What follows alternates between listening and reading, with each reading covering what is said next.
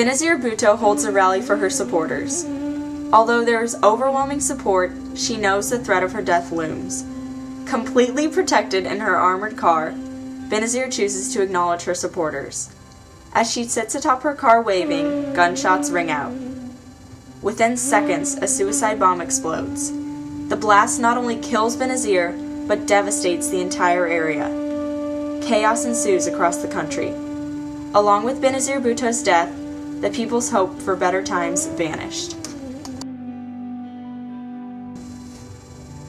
Benazir Bhutto was born in the recently liberated country of Pakistan. Born into the political family of Zulfikar Ali Bhutto, she was immersed in politics from the beginning.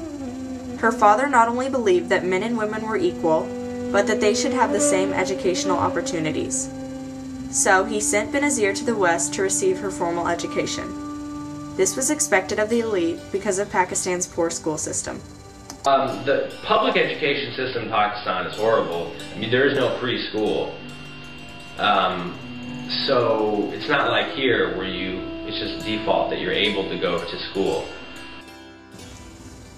In America, Benazir attended Radcliffe College and Harvard University. In the midst of the Watergate scandal and Vietnam War, she was surrounded by passionate, protesting students. From them, she realized, if you didn't like something, you could do something about it. Through these experiences, she learned of the power of democracy and returned to Pakistan in hopes of changing it for the better. Even though she did go and get a Western education, she did try to come and help her own country.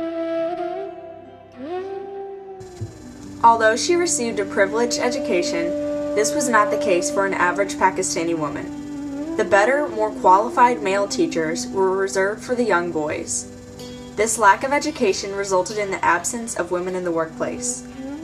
If a woman worked, it was only because of needed income. Women took on the jobs of midwives, sweepers, and nannies.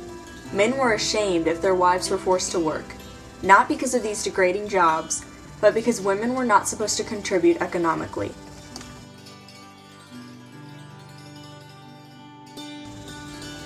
Though Benazir had been encouraged by her fellow students at Harvard, she returned in 1977 to find Pakistan in turmoil. Pakistan has teetered consistently through its existence between a dictatorship and democracy. General Zia-ul-Haq, a militaristic dictator, had overthrown her father's government. For the next 7 years, she and her family were either jailed, exiled, or put under house arrest. In 1979, her father, Zulfikar Ali Bhutto, was hanged.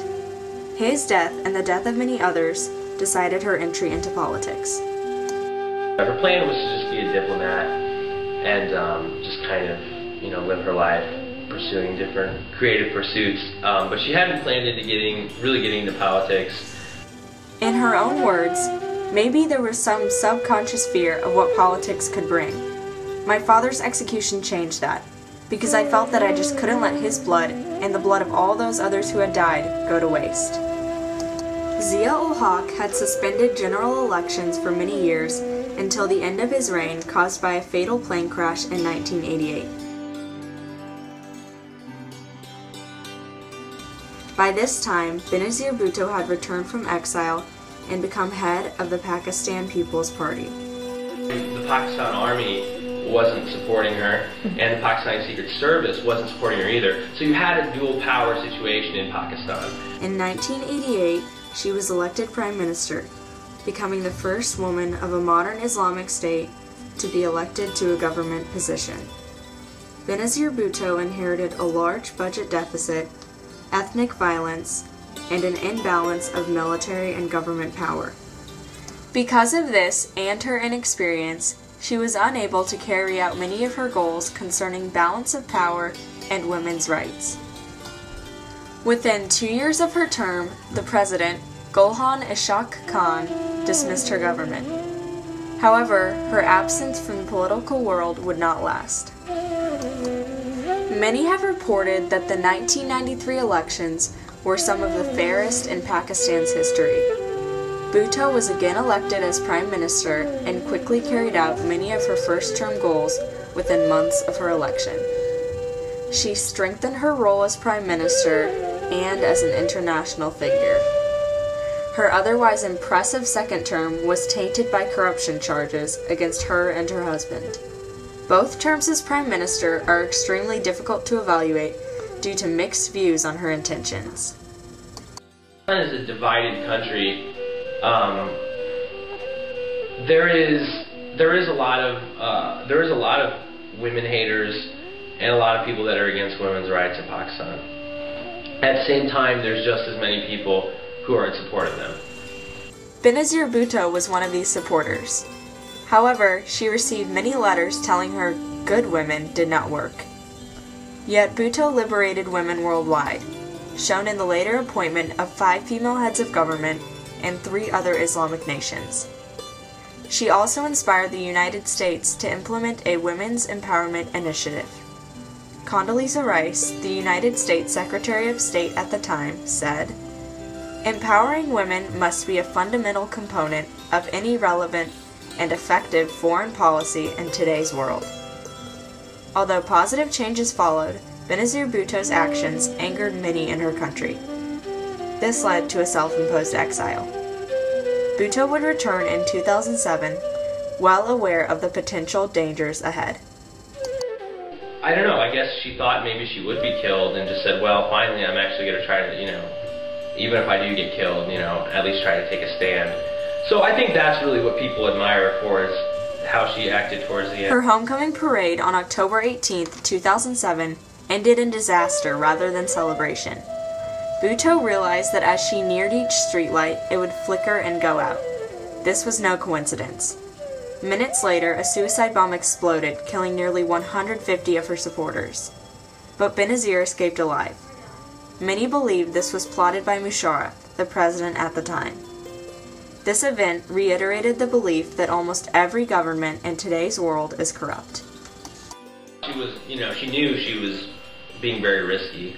And although we don't know exactly what she was trying to do, policy level, I think she did think that she would be helping people by getting Musharraf out of power, having some kind of change.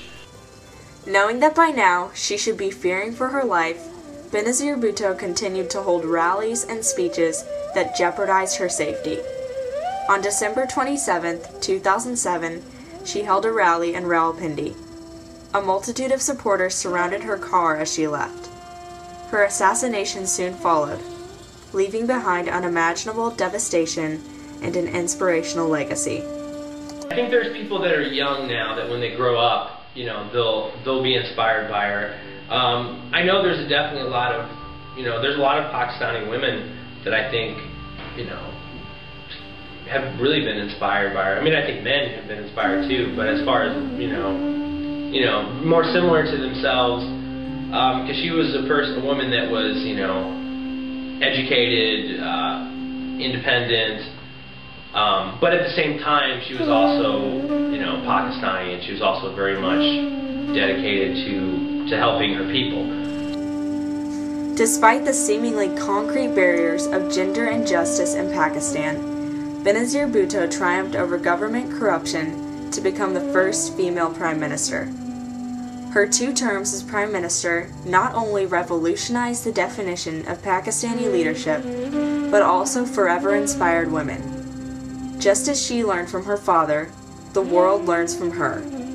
Benazir Bhutto emphasizes that the next decade cannot be a decade of confrontation and contention. It cannot be East versus West. It cannot be men versus women. It cannot be Islam versus Christianity. That is what the enemies of dialogue want.